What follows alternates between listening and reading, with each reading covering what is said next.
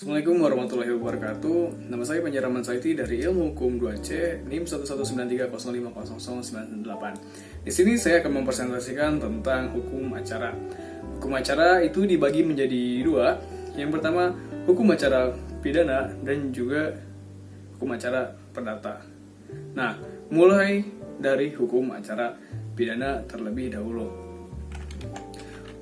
Hukum acara pidana menurut Profesor Mr. D. Simons yaitu hukum pidana formil yang mengatur negara melalui alat-alat perlengkapannya atau organnya untuk bertindak dan menghukum pelanggar hukum.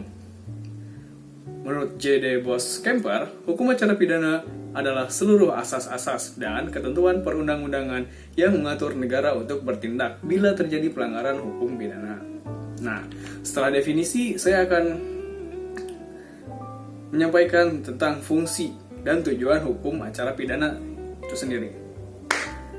Fungsi represif, yaitu fungsi hukum acara pidana adalah melaksanakan dan menegakkan hukum pidana. Artinya, jika ada perbuatan yang tergolong sebagai perbuatan pidana, maka perbuatan tersebut harus diproses agar ketentuan-ketentuan yang terdapat dalam hukum pidana dapat diterapkan. Sedangkan hukum preventif yaitu fungsi mencegah dan mengurangi tingkat kejahatan. Fungsi ini dapat dilihat ketika sistem peradilan pidana dapat berjalan dengan baik dan ada kepastian hukumnya. Maka orang akan berhitung atau berpikir kalau melakukan tindak pidana. Nah, setelah fungsinya, yaitu kemudian ada tujuan dari hukum pidana. Tujuan hukum acara pidana yaitu yang pertama, mencari dan mendapatkan kebenaran. Nah, dalam tujuan ini yang berperan penting ialah pihak kepolisian. Mengapa demikian? Karena polisi di sini berperan sebagai penyelidik dan juga penyidik. Kebenaran yang dimaksudkan adalah keseluruhan fakta-fakta yang terjadi yang ada hubungannya dengan perbuatan yang pidana yang terjadi. Nah, untuk yang kedua, ada tujuan untuk melakukan penuntutan. Adapun tujuan melakukan penuntutan adalah menjadi tugas dari kejaksaan yang dilakukan oleh JPU atau Jaksa Penuntut Umum. Penuntutan harus dilakukan secermat mungkin sehingga penuntutan itu merupakan penuntutan yang tepat dan benar. Sebab kesalahan penuntutan akan berakibat fatal, yaitu gagalnya penuntutan yang berakibat pelaku bebas. Nah, untuk yang ketiga, melakukan pemeriksaan dan memberikan putusan. Nah, peran di sini siapa lagi yang memberikan pemeriksaan dan putusan selain hakim? Nah, tugas hakim di pengadilan itu pemeriksaan harus jujur dan tidak memihak. Putusannya pun harus putusan yang adil dan bagi semua pihak. Nah, putusan hakim secara administratif dilakukan oleh jaksa, akan tetapi secara operasionalnya dilakukan dan menjadi tugas lembaga permasyarakatan. Kalaupun putusan itu di penjara, namun jika putusan pidana mati, maka langsung dilakukan oleh regu tembak yang khusus disiapkan untuk itu. Nah, di dalam hukum acara pidana itu ada pihak-pihak yang terdapat di hukum acara pidana tersebut. Yang pertama yaitu tersangka dan terdakwa. Yang tersangka adalah seseorang yang karena perbuatannya atau keadaannya berdasarkan bukti permulaan patut diduga sebagai pelaku perbuatan pidana tercantum pada pasal 1/14 KUHP. Sedangkan terdakwa adalah seorang tersangka yang dituntut, diperiksa, dan diadili di sidang pengadilan sesuai dengan pasal 1/15 KUHP pidana. Nah, untuk yang kedua itu penuntut umum dan jaksa. Penuntut umum adalah lembaga yang baru ada setelah HIR berlaku. Sebelum itu belum ada penuntut umum. Yang ada adalah magistrate yang masih berada di bawah residen atau asisten residen. Tetapi setelah HIR berlaku, penuntut umum ada dan berdiri sendiri di bawah Prosecutor General. Untuk yang ketiga, penyidik dan penyelidik. Nah, penyidik dan penyelidik itu merupakan pejabat polisi Republik Indonesia atau pejabat pegawai negeri sipil yang diberi wewenang khusus oleh undang-undang ini untuk melakukan penyidikan. Dalam ini diatur di dalam butir 1 pasal 1 KUHP. Sedangkan penyelidik adalah pejabat polisi Republik Indonesia yang diberi wewenang oleh undang-undang ini untuk melakukan penyidikan yang tercantum pada butir 4 pasal 1 KUHP. Nah, yang keempat adalah penasihat hukum. Penasihat hukum adalah membantu tersangka atau terdakwa sebagai pendamping dalam proses pemeriksaan. Nah, dalam proses pelaksanaan acara pidana itu ada 3 tingkatan. Yang pertama, pemeriksaan pendahuluan, yaitu tindakan penyidik terhadap seseorang atau sekelompok orang yang disangka melakukan perbuatan pidana. Kedua, pemeriksaan dalam sidang pengadilan. Pemeriksaan dalam sidang pengadilan terjadi setelah ada penuntutan dari jaksa atau penuntut umum, yaitu penyerahan berkas perkara dengan permohonan agar diperiksa dan diputuskan oleh hakim dalam sidang pengadilan yang tercantum dalam butir 7 pasal 1. Kemudian yang ketiga, ada putusan hakim pidana. Nah, setelah pemeriksaan sidang pengadilan selesai, hakim memutuskan perkara yang diperiksanya itu. Putusan hakim dapat berupa sebagai berikut. Yang pertama, putusan bebas bagi terdakwa, tercantum pada pasal 191 ayat 1 KUHP. Yang kedua, pelepasan terdakwa dan segala tuntutannya, terdapat pada pasal 191 ayat 2 KUHP. Yang ketiga, penghukuman terdakwa, tercantum pada pasal 193 ayat 1 KUHP. Dan yang keempat adalah upaya hukum.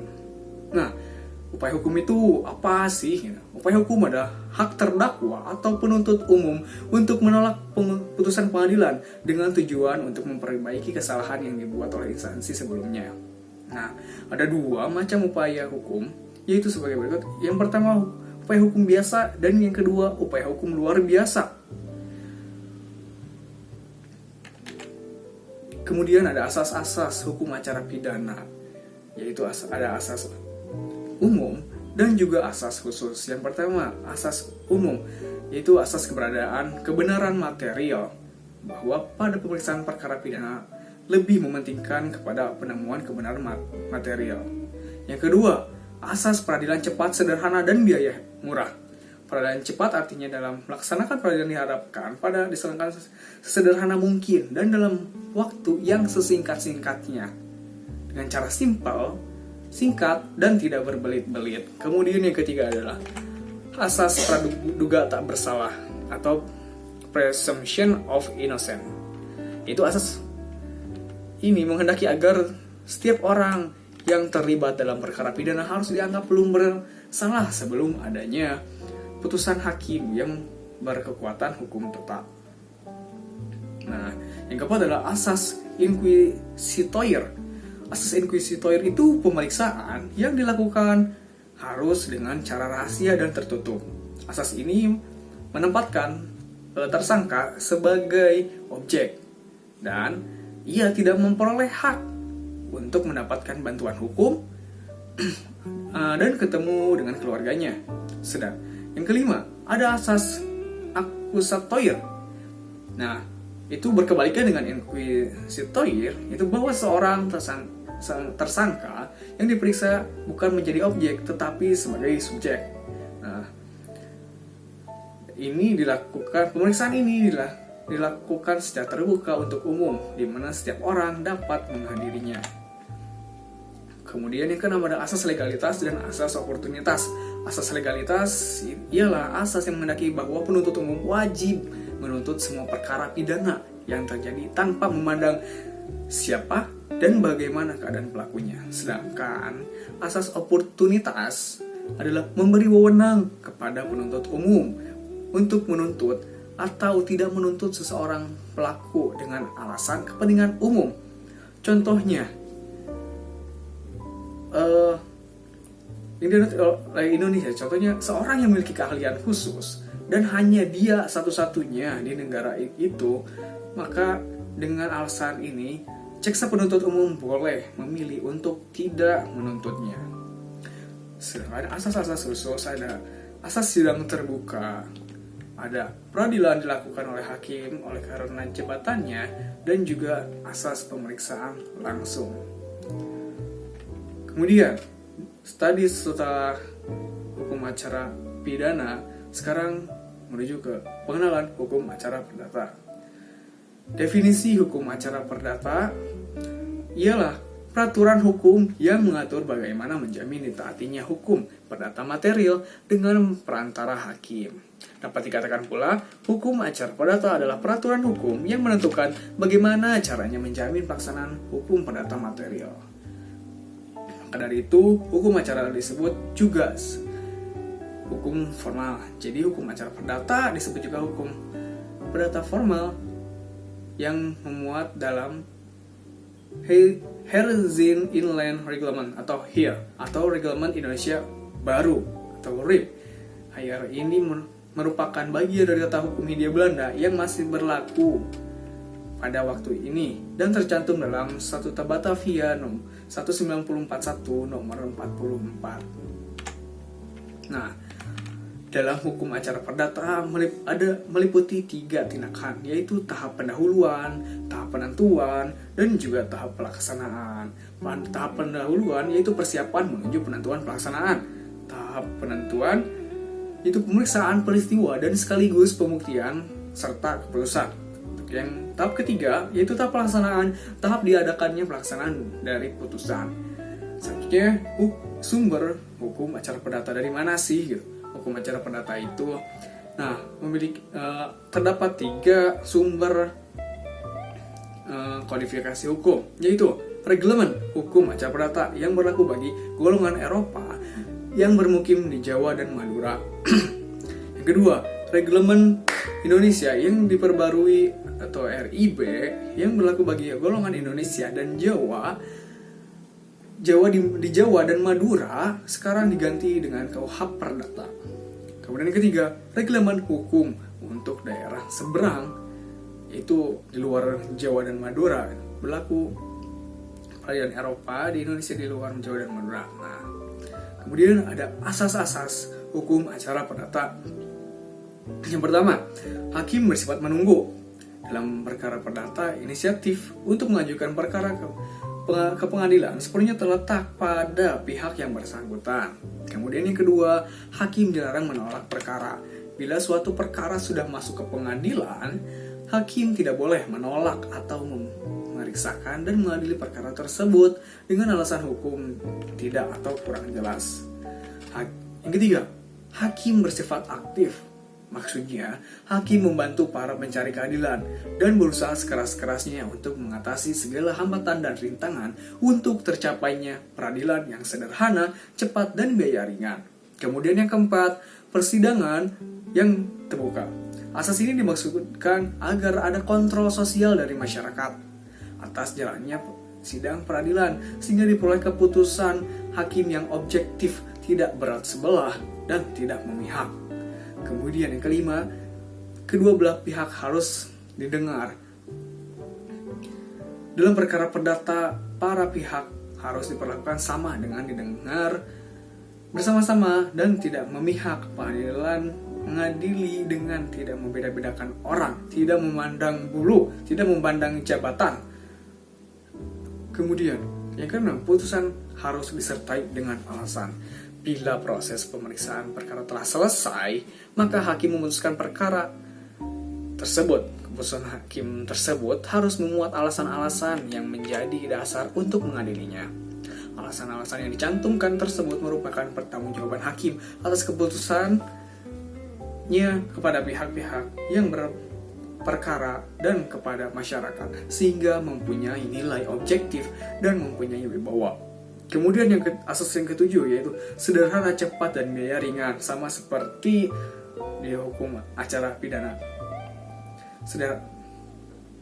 Nah, kemudian yang ke-8 yaitu objektivitas. Hakim tidak boleh bersikap berat sebelah dan memihak. Para pihak dapat mengajukan keberatan bila ternyata sikap hakim tidak objektif. Nah, kemudian ada pihak-pihak dalam hukum acara perdata.